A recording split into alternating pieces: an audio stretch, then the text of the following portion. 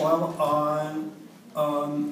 I do spend a lot of time working on plots. It's I probably I'd say if I spend 2 years writing a book, normally I will spend 1 year before I start writing.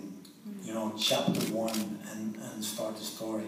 And during that time, I have worked on, like you said, a multi-layered plot. I think that all storytelling is about conflict. It was probably Aristotle who taught us that too, it's not enough to have, you know, the conflict on an outer level, like you have in a crime story. Normally, I mean, somebody has killed somebody, and somebody's trying to solve the murder, and somebody's trying to get away with murder, so you have a conflict there.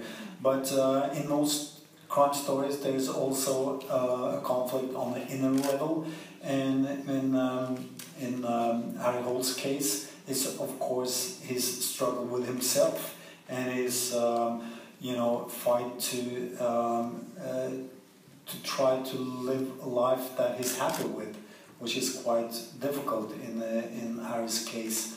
But when I work on that, is sort of the easy part, or the part that I do in my writing.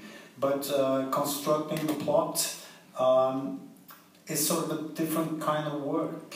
I feel like more like an engineer when I work on the plot, and I like to have the plot being crystal clear before I start writing, so that I can have the feeling that when I'm starting to tell you a story, I can say, come sit closer, because I have this great story to tell you, and it's, trust me, because I'm not going to make this up as we go along. The story is already there.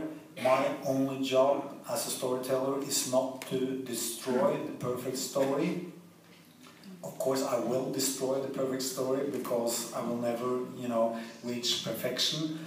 But that is, you know, the sort of the state of mind that I like to be in when I start telling a story. Just like when I grew up and my father and aunts and uncles would tell me stories, they wouldn't create the story as they went along. They would just retell the same old stories, and those were the stories that I wanted to hear, and that made me trust the storyteller.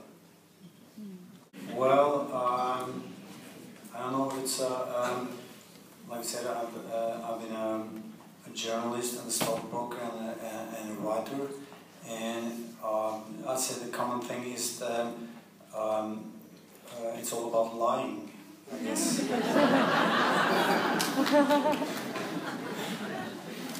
So strange, I make a living lying. No, but it's, I'd say, apart from the stockbroker thing, I would say that being a writer is actually lying, trying to say something that is true, using lies. And I mean, I grew up with a father who was, when we had dinner at home, we were 3 brothers and my father, and we would all fight to tell stories.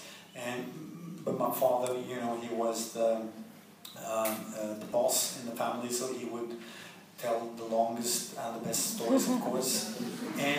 But I realized at a young age that 8 out of 10 stories would be, you know, huge exaggerations, and the 2 last stories would be right out lies that he just made up. But whenever we caught him in a new lie, he would always refer to the German scientist Sepp Windler, who in 1968 won the Nobel Prize for research where he proved that in families where they lie on a regular basis, the average lifespan is 7 years longer.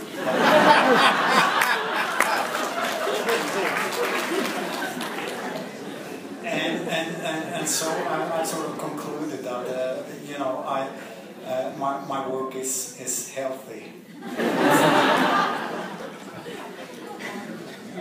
Last part first. No. I haven't thought about that. The first part, no, I didn't feel like it was a prophecy. I mean, what happened at Utøya in Oslo, I think for most Norwegians feel like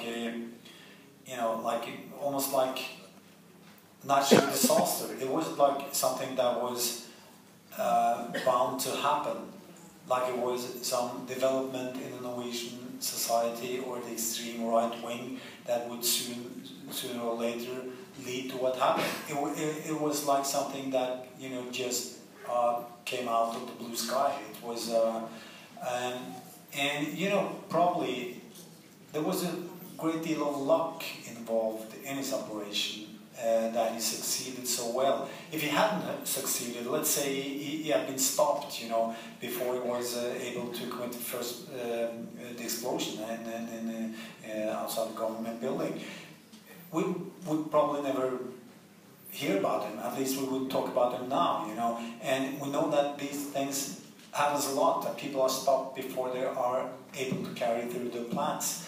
So. I say that no, there's nothing in, you're talking about the Red Breast, the book where I'm dealing with neo-Nazism in Norway. And no, I don't feel like there's a straight line from those milieus that I'm describing in that book and to the mass murderer at Utøya. They have a slightly different political background. I say they come from different places. And of course the Red Breast deals not only with neo-Nazism, but also people that joined the German Nazis during the Second World War in Norway. And actually a more important part of that novel is how a country, especially a young country like Norway, are so eager to tell the story that they want their countrymen to hear, and especially the young generation growing up after World War II in Norway, to sort of portray Norway as this country full of people in the resistance movement, while there were at the first half of the war probably just as many Norwegians joining the Germans and fighting against the Russians on the East Front.